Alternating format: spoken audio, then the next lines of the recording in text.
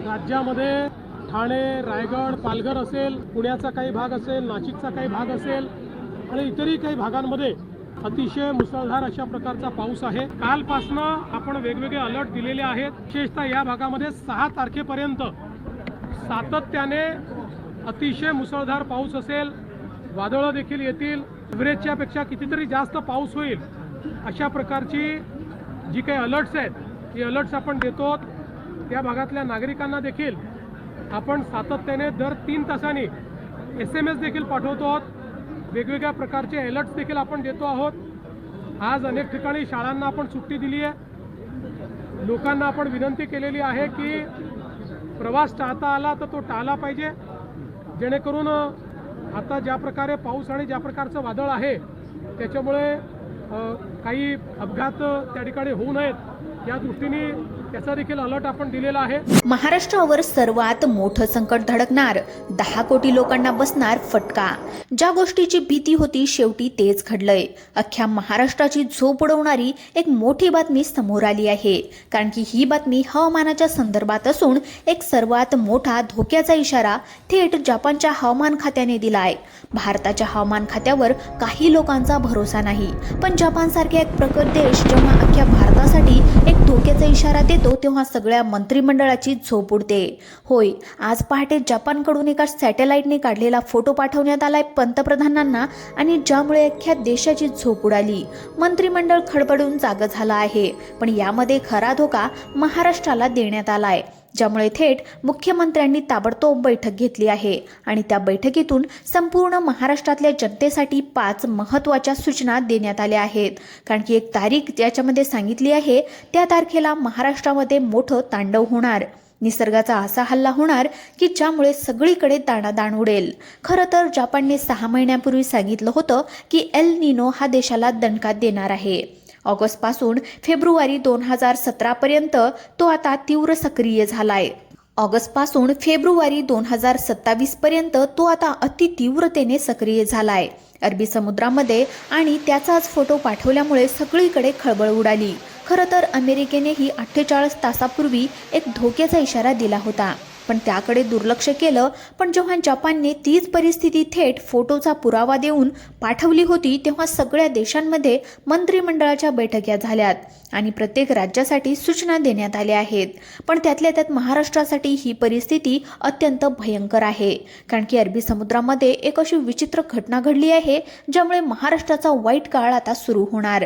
एक अशी तारीख देखील समोर आली आहे की त्या दिवशी संपूर्ण राज्यामध्ये निसर्गाचा हल्ला होणार आहे। गेल्या 150 वर्षापूर्वी जे झालं होतं तशी विचित्र परिस्थिती आता पुन्हा निर्माण होणार। तुम्ही पाहिलं असेल की 8 दिवसांपूर्वी मान्सून राज्यामध्ये दाखल झाला होता, पण पुन्हा 2-3 दिवस पावसाने दडी मारली। पण अचानक मराठवाड्यामध्ये पाऊस सुरू झाला, विदर्भामध्ये अचानक ढगफुटी सदृश पाऊस सुरू झाला। आता पाऊस कोकणाकडून पुढे पुढे सरकत असतो, पण इथे उलटी परिस्थिती झाली। पाऊस विदर्भाकडून आता सुरू झालाय आणि आज पुन्हा पहाटेपासून मुंबई ही जलमय झाली आहे आणि हे त्याचंच लक्षण असल्याची माहिती समोर आली आहे। कारण की आज पहाटे अशा प्रकारची विचित्र घडामोड घडली आहे की ज्यामुळे येणारी एक तारीख सांगितली आहे त्या तारखेला सगळ्यांना सावध राहण्याचा इशारा देण्यात आलाय। कारण महाराष्ट्रावर एक असं डेंजर संकट अत्यंत वेगाने कोसळणार आहे की ज्याची माहिती खुद मुख्यमंत्र्यांनी दिली आहे।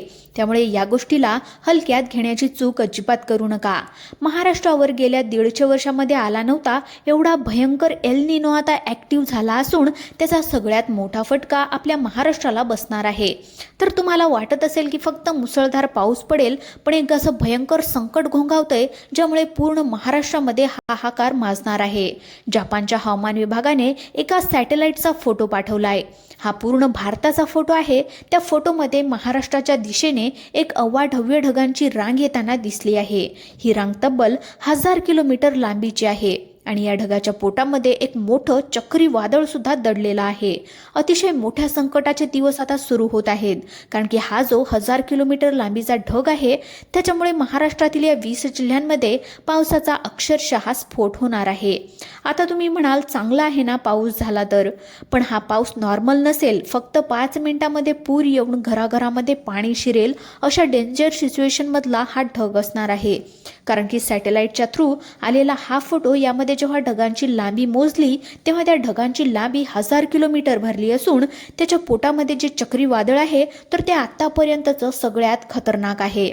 बघा, जेव्हा एल निनो येत असतो तेव्हा तो पूर्ण वातावरण उलथापालथ करून टाकतो आणि आता सुद्धा तेच होणार असल्याचा मोठा इशारा मिळालाय. मुख्यमंत्र्यांनी तातडीने मीटिंग घेऊन राज्यातील सर्व शेतकरी बांधवांसाठी, सर्वसामान्य जनतेसाठी 3 महत्त्वाच्या गाईडलाईन्स दिलेल्या आहेत. त्याच प्रकारे एक तारीख सुद्धा फिक्स करण्यात आली आहे की या तारखेपासून महाराष्ट्रामध्ये मोठी आपत्ती कोसळणार आहे. मग काय आहे ती तारीख, कोणत्या जिल्ह्यांमध्ये ही धोक्याची घंटा आता वाजणार आहे, मान्सूनचा हा प्रवास नेमका कधीपासून कधीपर्यंत असणार, कोणकोणत्या जिल्ह्यांमध्ये धो पाऊस पडेल आणि कोणकोणत्या जिल्ह्यांमध्ये, ही सगळी काही सविस्तर माहिती आपण या व्हिडिओच्या माध्यमातून पुढे या ठिकाणी पाहणार आहोत. सावधान, अख्ख्या महाराष्ट्राच्या काळजाचा ठोका चुकवणारी ही एक महाभयंकर बातमी समोर येत आहे. शांत निरभ्र आकाश आणि उन्हाच्या बुरख्याआड एक भयंकर विनाशकारी सत्य लपलंय. होय, ही वादळापूर्वीची तीव्र जीवघेणी शांतता आहे. प्रशांत महासागराच्या पोटामध्ये अचानक एक अजब महाकाय हालचाल चालली आहे, ज्याने सुपर एल निनो या राक्षसाला जन्म दिलाय. या राक्षसाने अरबी समुद्रातली सर्व आर्द्रता शोषून घेत तब्बल 1000 किलोमीटर लांबीचा एक अवाढव्य काळाकूट ढगांचा अजस्त्र सापळा तयार केला आहे. हा ढग जर फुटला तर महाराष्ट्रावर थेट आभाळच कोसळेल. ऐन दुपारी रात्रीसारखा मिट्ट काळोख होईल आणि बंदुकीच्या गोळ्यांसारख्या गारामध्ये थेट काळजाचा थरकाप उडवतील. या विनाशकारी ढगांची पहिली भयानक पाऊलखुणा जुलैच्या पहिल्या आठवड्यातच जाणवणार असून ठीक 7 जुलैला हा निसर्गाचा कोप महाराष्ट्राच्या उंबरठ्यावर धडकेल. हा महाविनाश राज्याचे 10 ते 15 जिल्ह्यांना एका पाठोपाठ एक रक्ताळच सोडेल. याच भीतीने हवामान विभागाने तातडीने प्रत्येक दिवसाची हाय अलर्ट जिल्ह्यांची यादी जाहीर करत संपूर्ण राज्याला धोक्याचा इशारा दिलाय. हवामान तज्ज्ञांच्या मते महाराष्ट्र सध्या विनाशाच्या एका नैसर्गिक चक्रव्यूहामध्ये अडकलाय. एका बाजूला प्रशांत महासागरातील सुपर एल निनो आणि दुसऱ्या बाजूला अरबी समुद्रातील वाफेचे डोंगर यांच्या मिलाफामधून निसर्गाचं एक तांडव रचलं जातंय. या महाभयंकर विनाशाचा पहिला अतितीव्र तडाखा दक्षिण महाराष्ट्राला कोल्हापूर, सातारा, सांगलीला बसणार आहे, जिथे 7 जुलैच्या दुपारीच ढगफुटी होऊन स्मशान शांतता पसरेल. पुणे आणि बारामतीमध्ये तर निसर्ग थेट भयानक खेळ मांडणार आहे. तिथे साधा सुद्धा पाऊस नाही तर विजांच्या थरथराटात आकाशातून थेट गाराभर असतील. दुसरा भीषण हल्ला उत्तर महाराष्ट्र आणि खानदेशावर नाशिक, जळगाव, धुळे, नंदुरबार या ठिकाणी होणार आहे, जिथे ताशी 100 किलोमीटर वेगाचे चक्रीवादळ मोठमोठी झाडं आणि घरं पत्त्यांसारखी हवेमध्ये उडवून लावेल. नाशिकची जमीन गारांच्या तांडवाने पांढरी फट्टत पडेल. त्यानंतर तिसऱ्या टप्प्यामध्ये मराठवाड्याच्या संभाजीनगर, जालना, बीड, लातूरच्या नशिबी 2025च्या त्या काळजाचा थरकाप उडवणाऱ्या भीषण दुष्काळाच्या वेदना पुन्हा लिहिल्या जातील. त्यानंतर चौथ्या टप्प्यामध्ये विदर्भावर नागपूर, वर्धा, अकोला थेट हिमालयातील थंड हवेच्या टकरीमुळे आभाळ फाटेल आणि सिमेंटची पक्की घरंही पत्त्यासारखी हादरवून सोडणाऱ्या विजा कडकडतील. मध्य महाराष्ट्रात ही महाप्रलयातून सुटू शकणार नाही. हा केवळ पाऊस नाही तर हा निसर्गाविरुद्ध माणसाचा एक अत्यंत थरारक संघर्ष असणार आहे. मित्रांनो, आतापर्यंत आपण जी काही माहिती पाहिली ती खरोखर चिंता वाढवणारी आहे. हवामानाचा हा लहरीपणा आणि जागतिक पातळीवर बदलणारे सॅटेलाईटचे संकेत हे पाहता येणारे काही दिवस महाराष्ट्रासाठी नक्कीच कसोटीचे ठरणार आहेत.